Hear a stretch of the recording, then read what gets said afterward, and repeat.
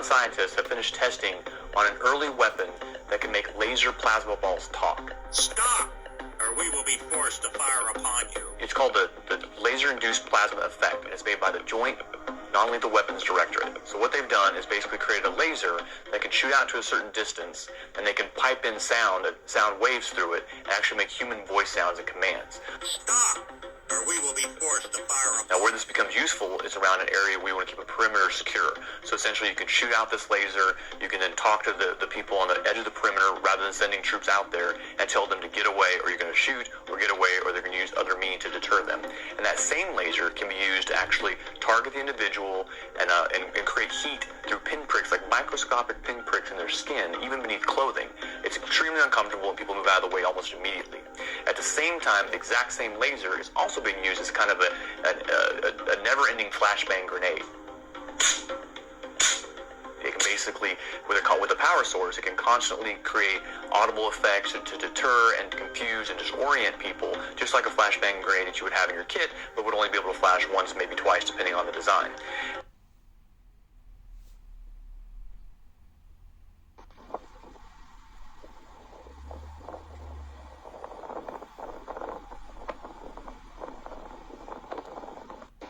Sí, creo que por allá. Todo quemando seca. La Villar, esa es la Villar. Al frente. Estamos rodeados por fuego. Acá vamos con la Yaya para arriba, pero viene el fuego ya. Mira el fuego. Miren, allá se está quemando todo. Todo lado.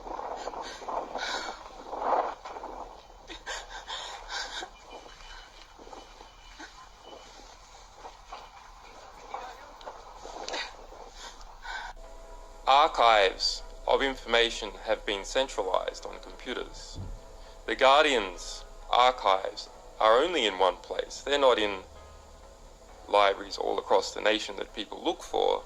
They're only looked for on the internet. And because of copyright legislation, they're not copied elsewhere to other places on the internet. So when something disappears from the archives, the electronic archives of the West, to which all information is moving into, it is gone forever. It has not only ceased to have existed, it has ceased to have ever have existed.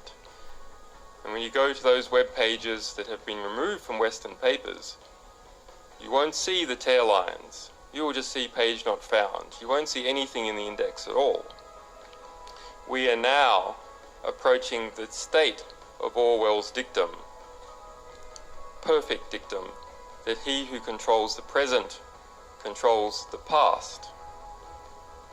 He who controls internet servers controls the intellectual record of mankind, and by controlling that, controls our perceptions of who we are, and by controlling that, controls what laws and regulations we make in society.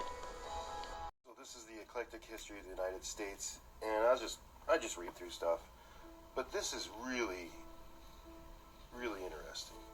This is the Chicago Fire, 1871 and 1872.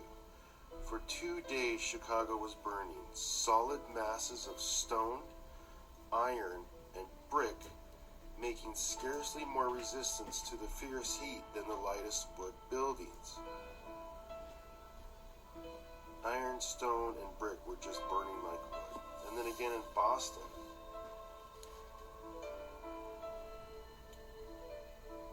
granite and brick were laid to ashes. So any fires that are happening now that are just destroying everything, it's been happening for years.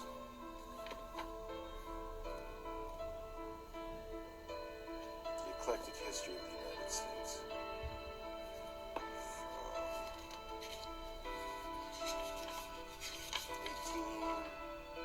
1881. Talks about the Vikings being here first.